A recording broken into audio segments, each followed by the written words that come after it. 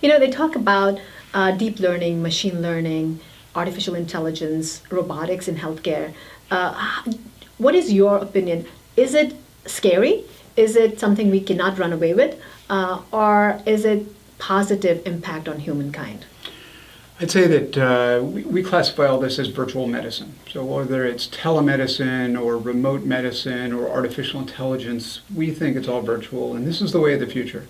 We force our patients to come to our offices, to come to our hospitals at the convenience of the hospital or the physicians. And there aren't that many industries that operate that way anymore, and healthcare is really no different. We need to provide the right care to every patient at exactly the right time that they need it. And more, I think we're going to be pushing towards virtual. Artificial intelligence is a key part of that. We think that artificial intelligence is going to significantly change the way that we're operating in healthcare, and we're already starting to embrace it. Do you find any kind of resistance from the people to accept this new way of healthcare? Like anything that's new, it's challenging. And there are people who often don't trust it at first. But the fact that we have patients' records and patients' interests at the heart of what we do means that we need to go slowly and go thoughtfully and share with everybody what we're doing so it's not a secret.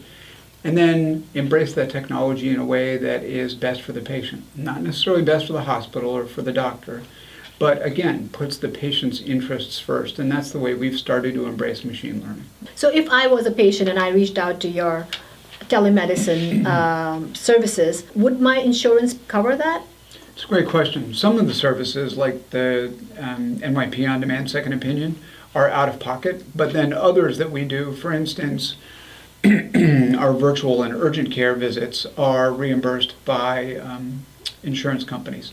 And let me give you an example.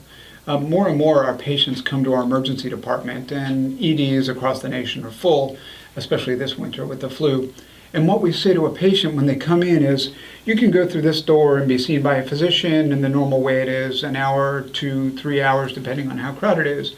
Or you can go through this door and see a physician virtually through our express care service, and it takes about 30 minutes. And people say, 30 minutes, that sounds great. Yeah. So we do triage with one of our nurses, and then we show them to a room where one of our physicians pops up on the screen, has a conversation with them, is able to ask them questions about their care, and then actually prescribe to their home pharmacy and send them on their way in about 35 minutes. That's a service that is reimbursed by insurance. And what's great about it is not only is it quick, but it allows our physicians to practice in ways that they haven't before.